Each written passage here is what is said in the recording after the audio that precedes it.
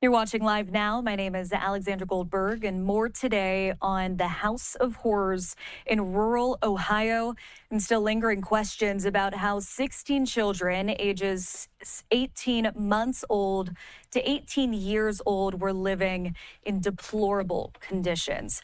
Authorities say 16 children from the same family were rescued from a dilapidated home, living in human waste all around them and confined to just one room over much of the past 4 years. The children's parents and two grandparents were charged with felony child endangerment. Gary Siders Jr., Gary Siders Sr., Christina Siders, and Elizabeth Siders pled not guilty in court. Joining us now to discuss is defense attorney Jeremy Rosenthal. Jeremy, thank you so much for coming on live now. Thank you, Alexandra. Good to see you. You too. So these adults were accused of second-degree felony child endangerment. Tell us about these charges. Okay, child endangerment is what you would call an inchoate crime. And for first-year law students, what you learn about is that crimes happen really one of two ways. Most crimes are intentional crimes, things that we do on purpose. If somebody robs a bank, somebody robs a gas station, somebody assaults another person, those are going to be intentional crimes, and they're going to require what's called a mental state. An inchoate crime is a crime of omission. You failed to do something, and because you failed to do something, there was a negative result. Parents owe a duty to children. It's fairly simple. And when a parent fails in their duty and exposes children to danger or extreme danger and causes injury and causes this type of neglect, then it can be sort of criminalized. And the statute is sort of broad, and it expands to include people who are what it called in loco parentis. And essentially that means in place of the parent. So a parent, a guardian, somebody who owes a special duty to a child, or it could be an adult, or it could be somebody who's disabled. That's how inchoate crimes work. And of course, all are innocent until proven guilty. But looking at these charges, what would a penalty look like if there was a guilty conviction? Because it's not an intent crime, it doesn't really hit the higher rungs of criminal punishment. What it could be is you're looking at somewhere between 8 and 12 years is what I've seen under the Ohio statutes. And so in those instances, Ohio has some different sentencing factors which could potentially increase things, but it's really hard. You've got 16 children who are injured, clearly mentally injured, clearly physically injured, atrophied, and everything we've read about is just as tragic as it can be. And it's really difficult to link those to any type of an intentional act. If you could, then you could definitely have a higher punishment here in these instances. As it is, you might be looking at 10 years, 12 years, something in that range per case. If you know how to sell on Vinted, let me show you how easy it is. Just snap a photo and list in minutes. That's it. As it is, you might be looking at 10 years, 12 years, something in that range per case. Well, does the law treat parents differently than grandparents? Yes and no. So again, what we turn to is, what is your relationship with that child? In the abstract, a grandparent may really not have a duty to their grandchild. Now, if you're living with a child, yes, you certainly would. And if you are in, again, what you would call in loco parentis, then yes, you would have a duty to that child. So in those instances, it doesn't matter that you're a parent, grandparent, aunt, uncle, or anybody like that. If you're the guardian and you're the main caregiver for a child or within a group of caregivers, then you are certainly within that group. Then you're certainly going to be culpable. And then punishment-wise, the law is not really going to make a distinction whether or not you were the biological parent or whether you were a grandparent. I don't know that anybody's going to be able to avoid liability here because they might be a generation removed. Based on the conditions that everybody's heard about and that we've seen, liability is pretty clear here. I see. And officials said it seemed as no one outside of the family knew about these children. How will interviews with neighbors and the public come into play as investigators continue this discovery process? I think what we're seeing here is that there's a blind spot in the system. The system is designed to sort of have tripwires, if you will. Children come to school malnourished, they come to school bruised. Children outcry abuse to people who they trust, who may be outside the home. People go to the hospital, they have to go to the grocery store, and so we all sort of live in these webs of society, and there's these tripwires that really don't get triggered if everybody's just in the same house all day, every day. There's no real exposure to the outside world. So what we're seeing is that the neighbors didn't see or hear anything, which wouldn't be surprising. My understanding is that this family moved around quite a bit. Maybe that's on purpose to avoid detection. Maybe that's just sort of their nomadic nature. But they just had very little exposure to the outside world and just didn't really hit a lot of those tripwires. Right. I think you're alluding to in schools mandated reporters. And I wanted to mention here these 16 children, they were not enrolled in school. I want to move on to our last question here. We know that authorities found the children while carrying out a search warrant in a separate, unrelated investigation. Will all of the evidence that they discovered on Wednesday, will it all be admissible in court? Provided the original search warrant was valid, then yes. Anything and everything that they find is and are going to be admissible in court. A good search warrant allows for expansion of investigation into different areas, and so that's very common to see that a search warrant allows police to get into a house and that they can search anywhere where the contraband that they may be looking for could possibly be. So that's going to include rooms, other spaces. But once the police are in an area lawfully, anything and everything that they discover through their lawful search is fair game. That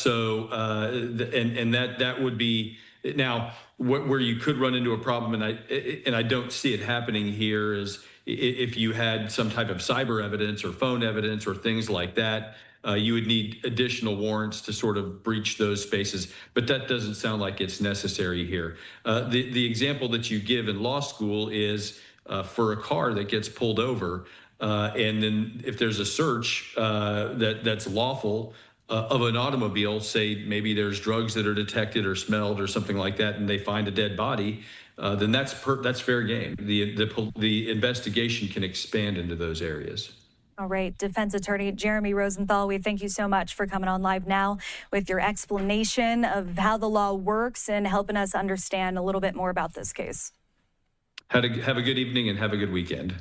All right, and we do want to play out a short soundbite from authorities speaking in Ohio yesterday. Take a listen. Defendants were arraigned on 16 counts of second-degree felony child endangering. They were assessed a $300,000 cash or surety bond per defendant. They were ordered to have no contact with each other as co-defendants. They were ordered to have no contact with the victims.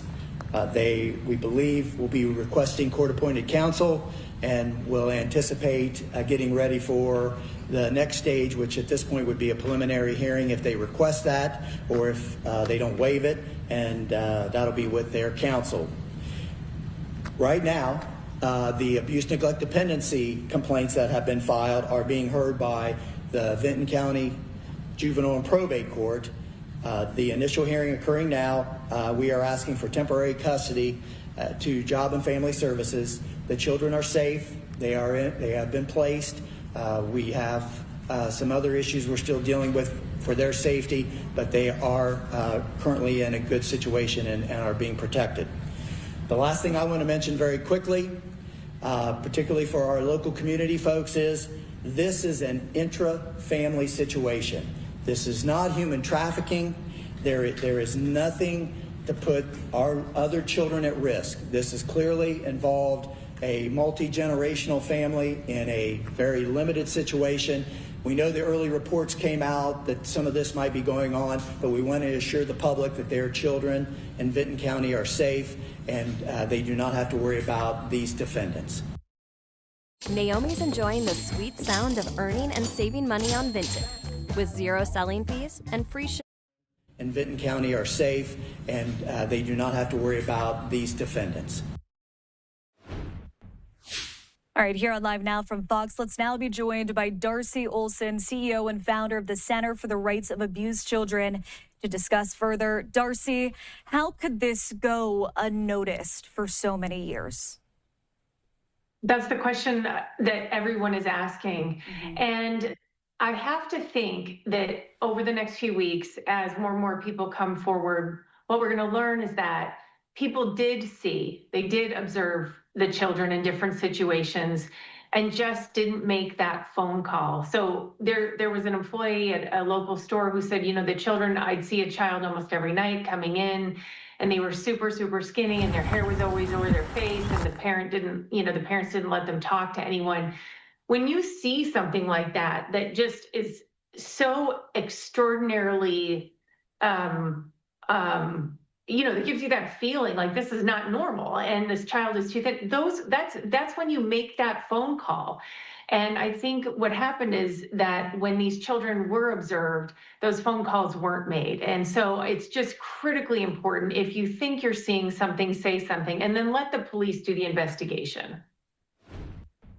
Really devastating. Darcy, what does justice for these children look like?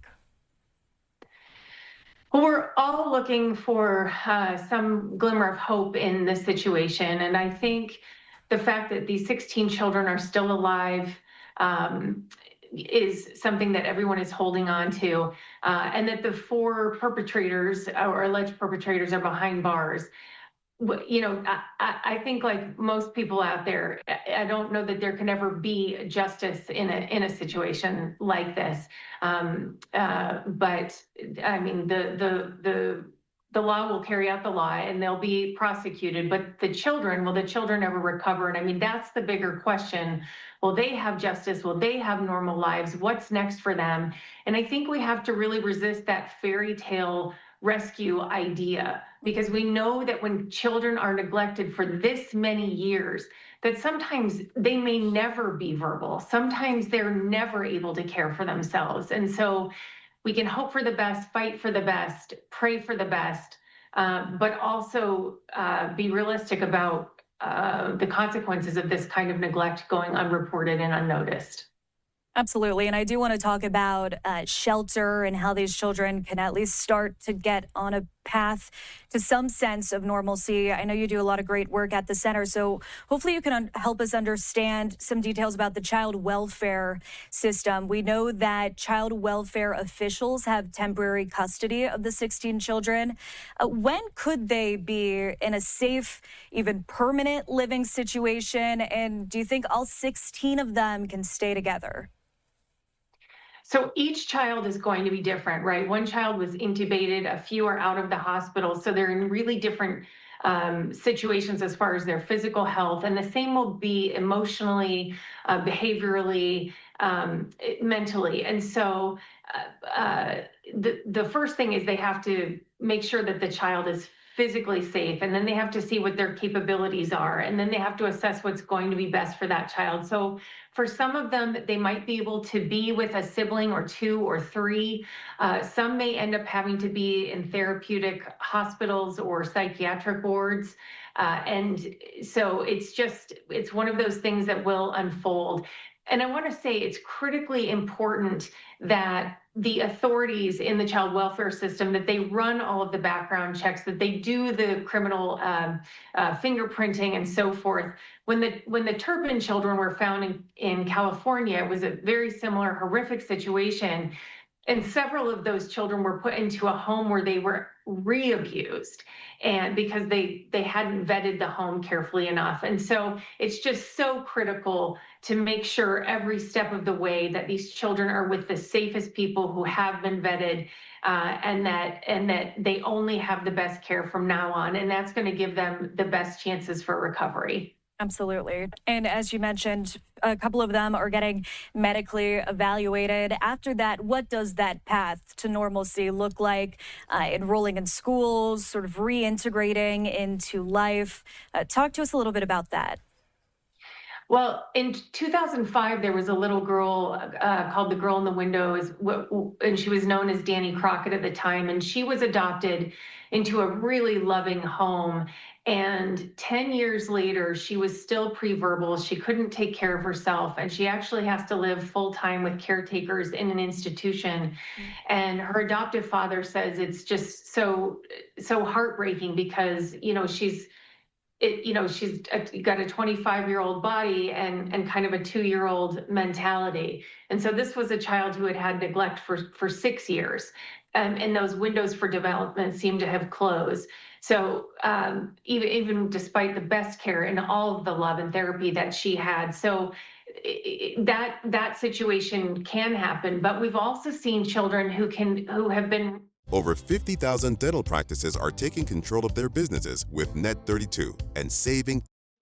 Can happen, but we've also seen children who have been resilient and recovered from situations after 10 years or 15 years of enduring things that we don't even have the words for. So anything is possible, and it's just I want to express my gratitude for the first responders who went in there and accompanied these children to the hospital, and the caretakers who were there holding their hands and trying to communicate with them. And those folks are going to live and be haunted by these children forever. And I think I speak on behalf of the nation that we're so grateful that people do this for children and families every day across America. We're grateful to them, and it's because of good people like that and the good homes and the good care that they're going to get that these children will have hope for a brighter future. Absolutely. Well, let's wrap up. Tell us about the Center for the Rights for Abused Children and how you guys help in scenarios similar to these. Thank you. Well, I fostered 10 children and adopted 4, and that's how I ended up starting the Center for the Rights of Abused Children, because I realized that we always think of children's physical safety, that's all we have to be concerned with. And I realize sometimes when they go into the system, they're still not safe, and the laws are still not there to be protective of them. So we have pro bono attorneys who work for free, who take children's cases all over the country when they're in these terrible situations, and often they have no one to represent them or fight for their rights in court. And so we stand in for them, and then we try to shape policies to make it better for children. So for instance, there are actually people who are trying to get rid of mandatory reporting. So right now, if you see abuse, you're supposed to call that in.